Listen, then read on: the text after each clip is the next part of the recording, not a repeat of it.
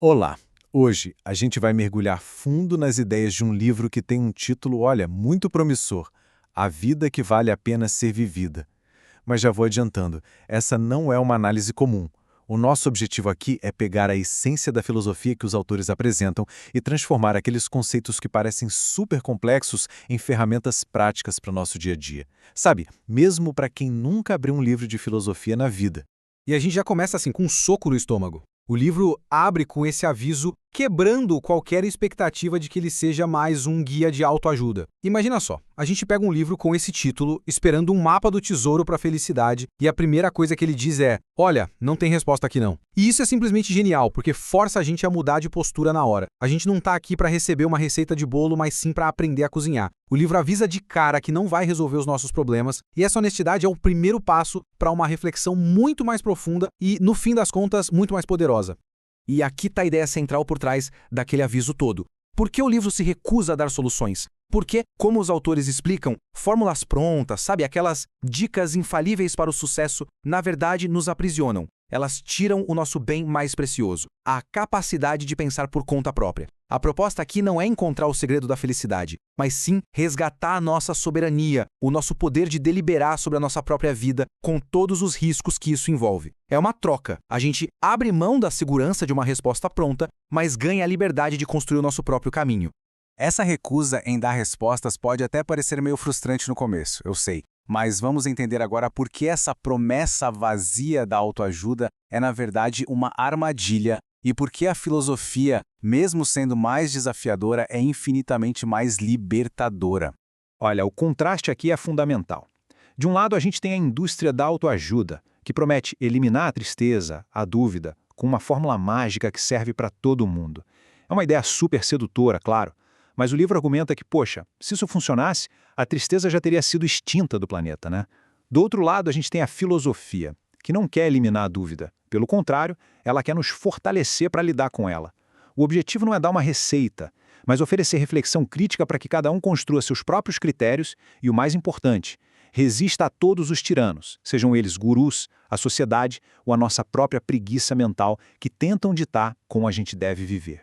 E essa frase, para mim, resume tudo. O nosso verdadeiro patrimônio, a única coisa que ninguém pode tirar da gente, não é um cargo, não é dinheiro, não é uma vida sem problemas, é a soberania, sabe? A autoridade de pegar as rédeas do nosso próprio pensamento e decidir o rumo da nossa existência. E essa parte, com todos os riscos, é crucial. Não existe garantia.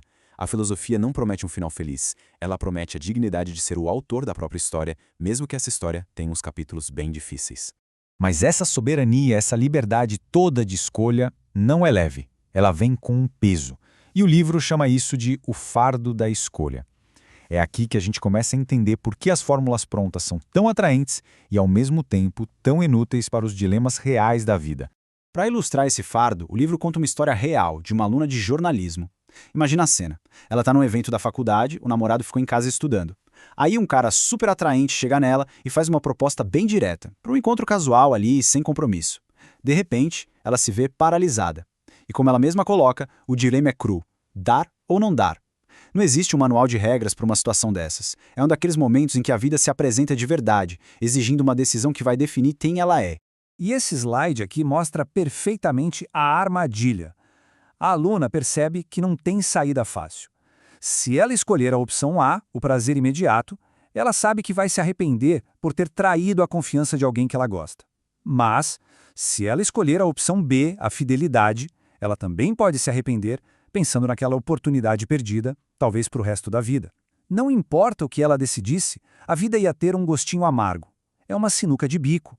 E é exatamente essa experiência humana que nenhuma fórmula de autoajuda consegue resolver. Então, chegamos no ponto crucial. O nome desse sentimento, dessa paralisia diante de uma escolha sem resposta certa, é angústia. E o livro dá essa definição super precisa. Não é depressão, não é ansiedade no sentido clínico da palavra. É essa tristeza muito específica que surge quando a gente tem várias vidas possíveis na nossa frente e simplesmente não tem como saber qual delas é a melhor. A angústia não é um defeito que precisa ser consertado, é a marca registrada de ser humano e de ser livre. E, para deixar isso ainda mais claro, o autor usa uma metáfora fantástica. Pensa numa pera, lá na pereira. Ela não fica angustiada se deve cair hoje ou amanhã. Ela não delibera se a terra está muito molhada ou se um passarinho faminto vai comê-la. Ela simplesmente amadurece e, pum, cai. A pera não tem o fardo da escolha. Nós, ao contrário da pera, estamos o tempo todo deliberando. Cada sim que a gente diz é um não para infinitas outras possibilidades. Nós somos as únicas criaturas que carregam o peso e, ao mesmo tempo, o privilégio de ter que escolher a cada instante a vida que a gente vai viver. Ok. Se a nossa condição humana é essa angústia da escolha, o que a gente faz? Desiste? Não. A proposta é se equipar com uma ferramenta mais poderosa. E é aqui que entra o modo filosófico de pensar, que é radicalmente diferente do nosso pensamento de piloto automático. A chave está em diferenciar dois modos de pensar. O pensamento do dia a dia é essencial, claro. É ele que a gente usa para decidir que roupa vestir ou o que comer no almoço. Ele resolve problemas práticos e particulares. Já o pensamento filosófico, inspirado em Sócrates, faz um movimento diferente. Ele parte do particular para questionar a ideia universal por trás daquilo. A pergunta muda de que filme eu vejo hoje para o que é a arte.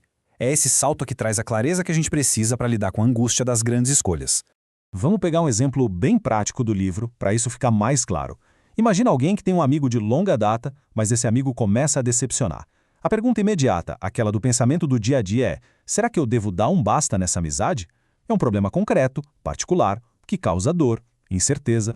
E aqui vem a virada socrática. Em vez de ficar preso na decisão particular, o pensamento filosófico dá um passo para trás e faz a pergunta universal.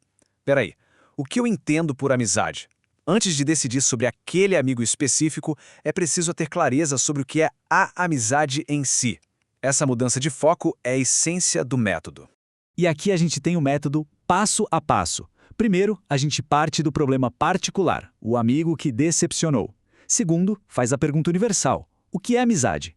Terceiro, a gente desafia as próprias crenças. Talvez a gente pense: amigo é quem estuda junto, quem passa cola. Mas será que isso define amizade? Provavelmente não. A gente percebe que as nossas definições são frágeis. O quarto passo é o mais importante e o mais humilde: assumir a ignorância. É o famoso só sei que nada sei de Sócrates. É admitir: quer saber? Eu não sei exatamente o que é amizade. É a partir dessa honestidade que a clareza pode surgir. E, finalmente, com essa nova perspectiva, a gente volta para o problema particular. Não com uma resposta pronta, mas com a mente muito mais clara para tomar a nossa própria decisão. Então, o ponto crucial é este. O papel da filosofia e do livro não é ser um oráculo, é ser um provocador, um personal trainer para o nosso cérebro. O valor não está em receber a resposta de mão beijada, mas em fortalecer a nossa própria capacidade de refletir, de questionar e de chegar às nossas próprias conclusões. Afinal, ninguém pode viver a vida de outra pessoa, então ninguém pode tomar as decisões por ela. E assim a gente chega na grande conclusão desta nossa análise. Se não existem fórmulas secretas e a tarefa é toda nossa, qual é o verdadeiro poder que a gente ganha ao adotar essa postura filosófica diante da vida? O verdadeiro poder que nasce dessa jornada é uma mudança completa de perspectiva.